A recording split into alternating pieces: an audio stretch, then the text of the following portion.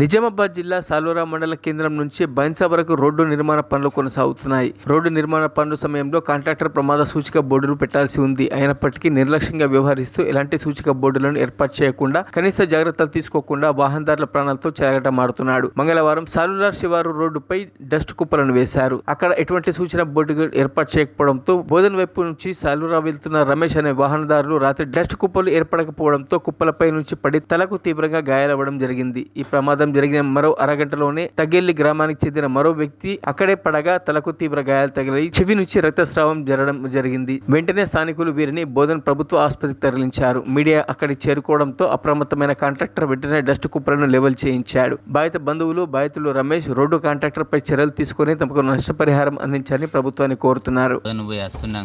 కుప్పలు sudden money అవి ఇంతకు ముందు లేకుండా లారీల వల్ల వేసి మరి దానికి నిర్లక్ష్యం వల్ల అక్కడనే ఉంచేసిన వల్ల నాకు అది రోడ్లాగా కనిపించి దాని మీదకించి పల్టీ కొట్టడం జరిగింది. నేను కొట్టిన తర్వాత ఇంకా 2-3 అట్లాగే కొట్టిండ్రు. ఆ నిర్లక్ష్యం వల్ల నాకు ఇంత సీరియస్ అయినాను. ఇంకా వాళ్ళ మీద యాక్షన్ తీసుకోవాలా.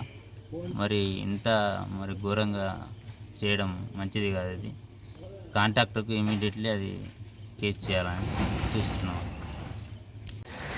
ఈరోజు సాలూరా గిద్దెబగడ దగ్గర రోడ్లు కుప్పలు వేసినందువల్ల మా అల్లుడైన రమేష్ అక్కడ పడిపోయి ముఖానికి కాళ్ళకు తీవ్రంగా గాయాలైనాయి. అలాగే తగ్గెల్లి గ్రామానికి చెందిన ఒక యువకుడు కూడా పడిపోయి చాలా తీవ్రంగా ప్రమాదస్థితి సీరియస్ పరిస్థితిలో ఉన్నాడు. అక్కడ ఏ సూచిక బోర్డులు లేవు.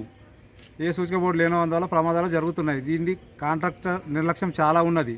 దీనిపై అధికారులు చర్యలు తీసుకోవాలని కోరుతున్నాం. మరిన్ని అప్డేట్స్ కోసం మా ఛానల్ని సబ్స్క్రైబ్ చేయండి.